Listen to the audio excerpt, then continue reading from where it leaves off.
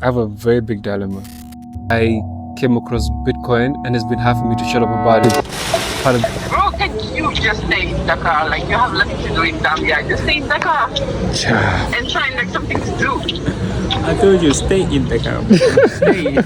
Okay, to be fair, Gambia is an extremely hard place to get anything done.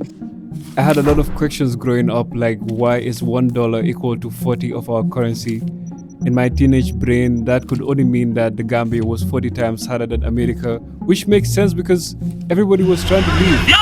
The Italian Navy on Wednesday took dramatic photographs of a migrant boat capsizing off the Libyan coast, spilling its human cargo into the sea. What would it take for you to embark on this journey? Picture this, you're 16 years old, you've done everything you can with the opportunities you're presented with, the best in your class, an amazing footballer, an amazing athlete, but you can't pay your school fees, so you're forced to drop out, and now you can't even find food to eat. So you are left with no other option but to step into the ocean to find opportunities on the other side. This is one of the many stories of the people that I grew up with, and I think for me, what it did to me was it broke me in a way that I decided to make it a mission to stay and make it from here.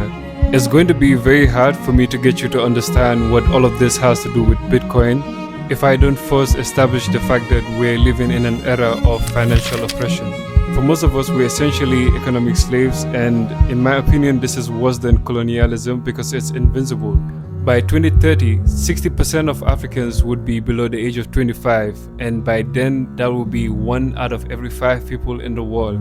My biggest fear currently is that if we do not adopt Bitcoin in the next 5 years, our whole financial system will collapse.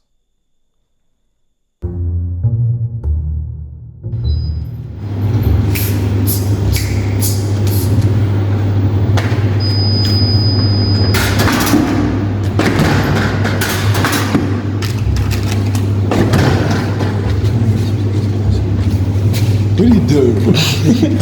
I did. It's going. You know, sometimes people put coins here. Who actually leave their change? I've been lucky. Not today. It's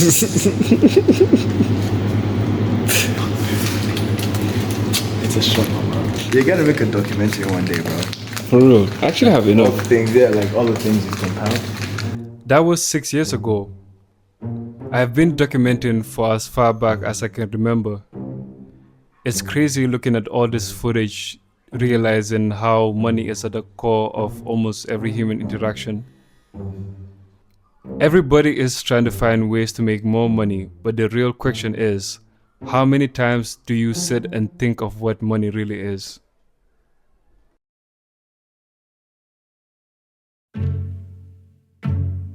"33 currencies in Africa. 33 currencies. None of which is used to conclude transactions anywhere. I come to Addis Ababa, Ethiopia, and I show my shilling. They say, what is this? But let me show the dollar. Oh, this is it. Let me show the euro. This is it. 80% of transactions in Africa are concluded outside of the continent in dollars. So you may have the Central Bank or the Federal Bank of Ethiopia or Mickey Mouse.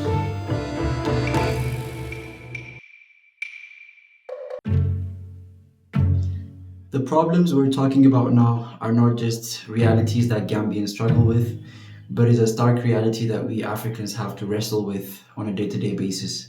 My name is Mohammed Ami Sultan, and today I'm here to talk to you about my attitude towards money and what I'm doing about it. So over the past 5 years, inflation has averaged about 27% a year. That's almost a 230% cumulative inflation rate we're speaking about. So in 2019, what used to cost 100 birr now costs 300 birr. Our salaries haven't tripled, but our costs have. I'd like you to think about this scenario. Imagine a financial advisor comes to you and says, I have an investment opportunity that is guaranteed to give you a 27% return on your money every single year. I'm sure any one of us would say, sign me up, my mother and my brothers would. But what we're talking about now is the reverse. We're saying inflation is eating away 27% of our money every year, but that is falling on deaf ears, and we are choosing to live day by day as if we're not aware, as if we are blind. Unfortunately, we are blind to how broken money is today. The way money works today is something that isn't intuitive. We have to study it and grow to understand it. Speaking of studying, in 2018, Harvard economists issued a statement saying that Bitcoin would likely be worth $100 than it is $100,000 a decade from then. This year, Harvard revealed that they have invested over $100 million into Bitcoin. If it took Harvard 7 years to come to this realization, how long is it going to take you? What day is it? So today is August 2020. August 2022, okay. Of 2025. Okay. And I guess that next year, August 2022 of 2026, Bitcoin will not be worth more than $150,000. Not more than that. Okay. That's what my guess is. That's your guess, huh? Yeah, that's my Okay. guess. 22nd Friday, okay. I'm saying it will be like at least 250. 250. At least 250. Yeah, we'll see. At least 100, or at least 100 to 11. I'm not convinced. The US government has no choice. Guys, I know Bitcoin 4-year cycles. I know all the chart bros on Twitter say that technically in October 17th at 472, the bull market ended because the stars aligned. Guess what? I don't give a f. I'm looking at the chessboard and I'm seeing there's only one move my opponent can make. They have to print money.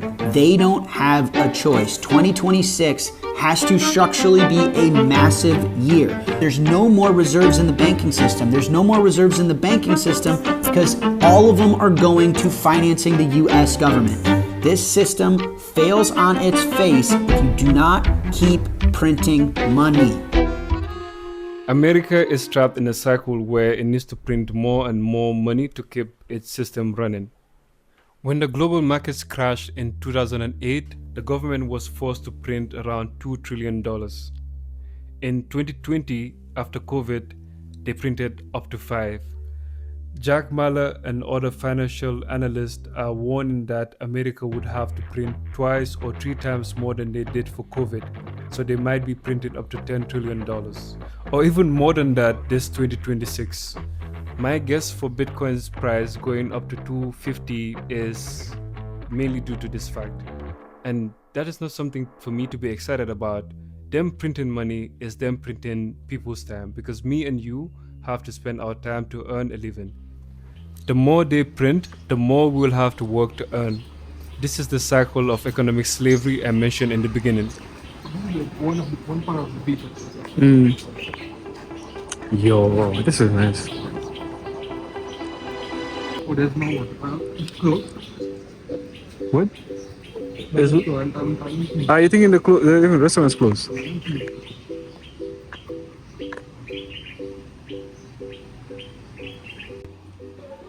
Is it? It's nice.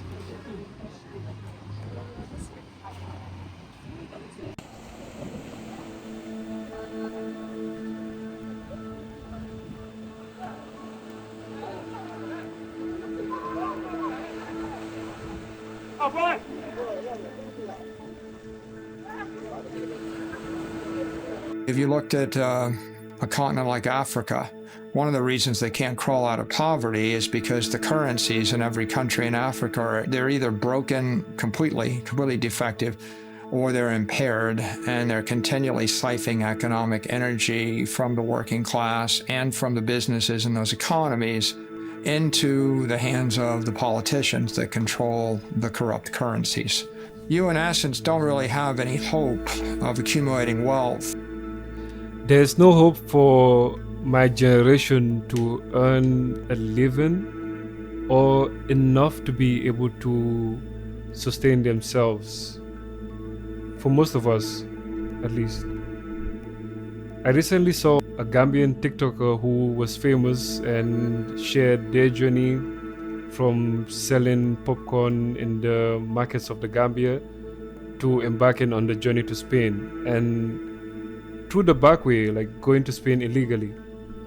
And that started trending, and now there's other Gambians who some have been joking about it because it's the internet and people troll, but there are others that are actually serious about following her journey and doing the same thing as her. And this has become one of the biggest topics recently on TikTok, online. So it's like my fear currently when it comes to the whole issue of illegally migrating to America, to Europe, and all the other countries is that there might be a surge of it in 2026 if things don't get better. And it doesn't look like things are getting better anytime soon. I'm coming to embark on a very dangerous journey that is back way. I'm going. First Gambia little saying I'm tired, man. So you know the last video the mommy post la on TikTok. Al sambal for nimfo dari Europe, nimfo dari Italia. Lamborghini, ¿cómo estás? Rutapa. Interanza italiano pale. Ya understand it. So bye bye.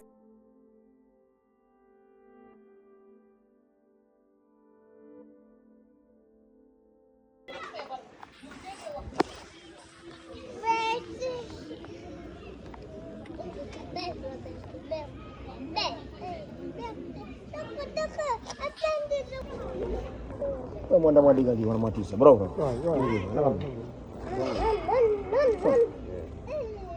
Mana mati dah mana ni? Bamba. Bamba. Bamba. Hai. Bamba susu dah boy. Bamba susu. Wah. Inna lillahi wa inna ilaihi raji'un.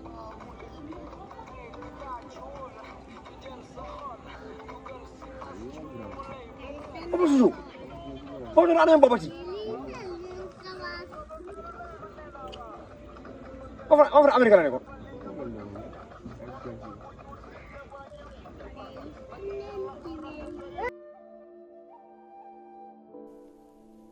A neighbor of mine committed suicide after he was sent back from America. It was only discovered that he had passed away after his body started to stink from decomposing. I still can't believe that I could smell it from where I was standing whilst filming this. The place that I was standing at is the house that's right next to mine. Our neighbors there, one of them tried committing suicide by jumping into a well to drown themselves. And a few days later, I saw that same lady selling charcoal outside of the house to make ends meet and survive, pretty much. That same compound where I'm standing as I'm filming this had a 17-year-old stabbed in the neck and stabbed by his friend because he was advised to stop hanging out with those kids by his parents.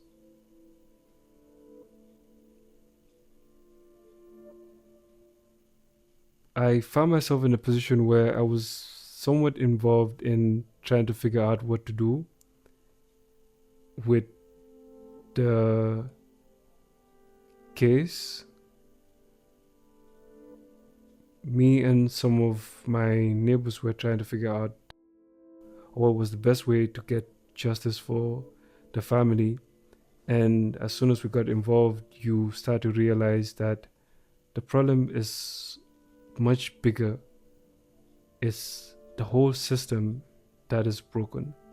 Because although the kid got stabbed in the neck, he was rushed to the hospital, and the hospital didn't do their job to treat him.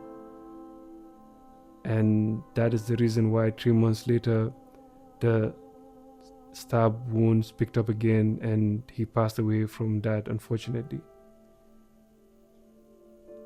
this case was taken to a police station when it happened, but the police officer got bribed and he tried to cover up the whole scenario, and that was something to deal with as well.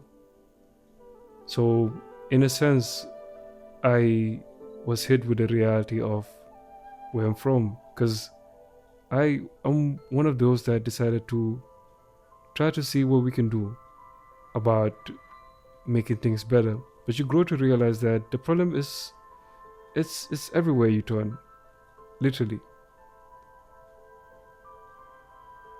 And I think that's one of the hardest things that I've had to wrestle with. Like, do I accept the reality of Six Junction for what it is? And one of the exercises that I do when I'm reflecting to try to understand the problem is to use my neighborhood as a sample size and just copy and paste the whole region, assuming that this is happening here, like using that as a way of estimating what's happening around this region. And then now when you scale that to the rest of the country, it becomes very clear that we're in crises, essentially.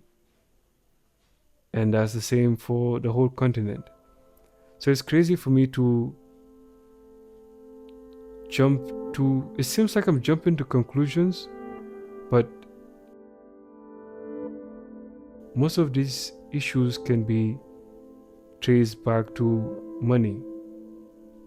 People are trying to survive. The kid that got stabbed was advised to not hang around with, started stealing. That's the reason why his mom told him to not be around that crowd. And when you ask yourself the question, why are 16-year-olds resorting to theft to get by, when you have an idea or an understanding of the environment that they were raised in, you understand why. Not to say that it's justified, because there's no excuse for things like that, but everyone is being pushed to the edge. And for me, it's like, at this stage, I'm here thinking about it and seeing how bad things are already and anticipating that things could get worse. It feels very wrong for me to keep this to myself. A part of me feels like I need to share more to help spread understanding, or at least my perspective and my understanding of the issue and what the potential solution for it is. And it seems to be falling on deaf ears every time I speak, because understanding that the money is broken and that is the fundamental issue is very hard to explain. And upon reflecting on this, I figured I might as well try than not. It's better for me to just share.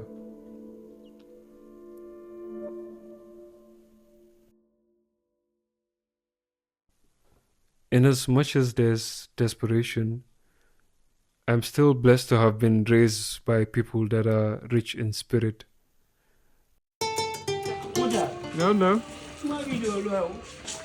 they get the flower video.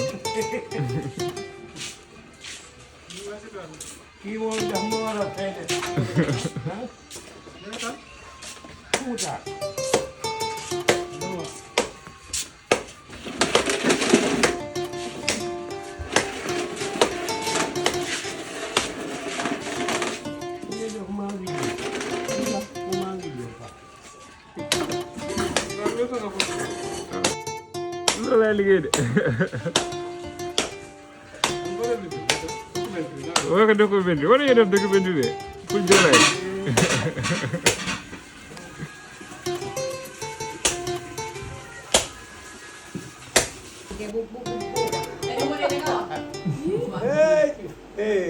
Mwingine Yona akabuga tilo malo. Ayo malo. Negara jere yo ya nege berede. Okay. Jadi isu. Mama. Apa nak kalau ada cuma ada. Where is boys? I'm inspired by the resilience of the people that I grew up around and their ability to make something out of nothing. Si business boy. Kita kalau li bilal la. Glass wa. Ngenyo halwa ejo. Abis kega. Okay, no problem. Seeing a mom push a wheelbarrow filled with ice blocks to the market to sell to be able to feed her children makes it feel wrong for me to not play my part. And more often than not, the work that I need to do always looks crazy at first. Chase the career, chase the bag, spend your time figuring out what you want to do. Spend your time on yourself figuring out what you want to do. So there may be blind man doing the investment bank, going to Google, going to this thing. But if your path is, you know what, you're going to do the rap thing, you're going to do the poetry thing, you're going to do the thing, work on yourself and do the thing, right? One of the biggest revelations that I've had is coming across other Africans that have the same level of drive and willingness to follow a path that has not been clearly laid out for them, but it's very clear that this is what they need to do, those that trust the process. And that's it. And that's how we live. That's what we do when no one is watching. That's what we do when there's nothing else to do. That's the only thing we do. That's all that we do. I think in that moment, you just say like you will wish that the earth just takes you down. You're like, why was I thinking? What was I thinking? So here comes this crazy guy, and he's like, okay, why don't we just start? So we're on the bus, move is happening, and Christian says, you know what, there's people sitting around this bus, why don't we just ask them? Oh, yeah. Right? Why don't we just ask them, this kid looks good. Is that all you care about now? Is that all you care about now?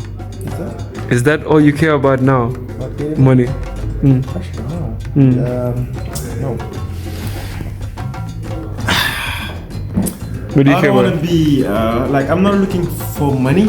I'm looking for being effective in everything I do. I want to be involved in projects that people will know I'm effective. I can get the job done. I'm reliable.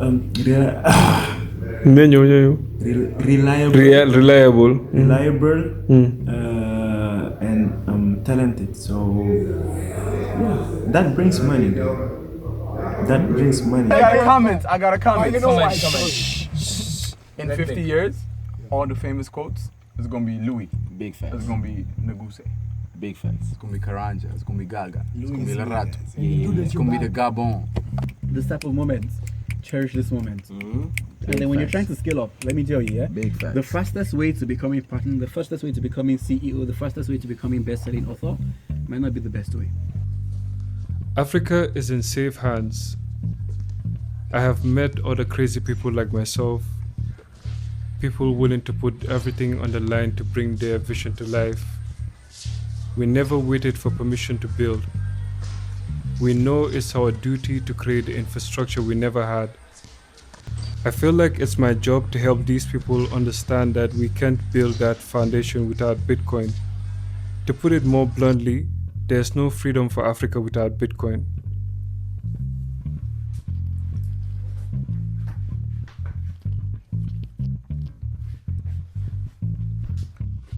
Okay.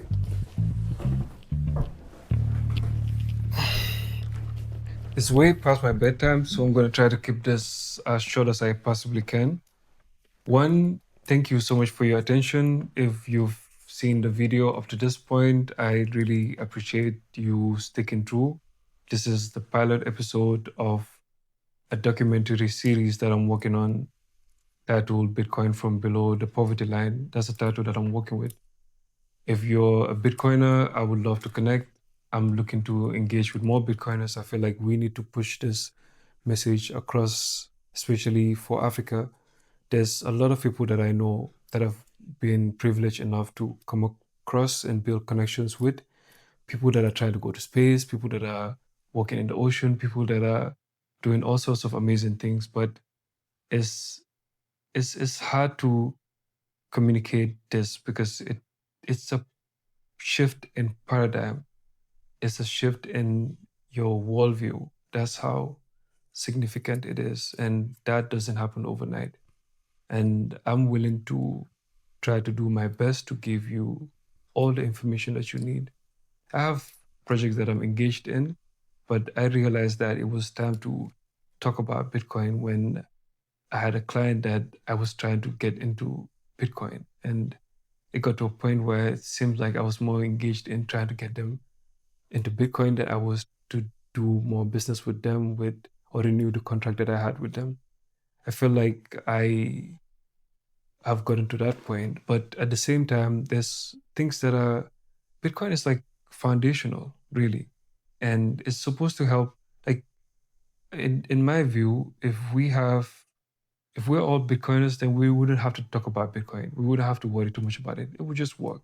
As money, as the same way we don't think too much about what money is, that's what Bitcoin would do for us. Really. It would be it's actual money, like money that works. I think that's what it is. That's just money that works, really.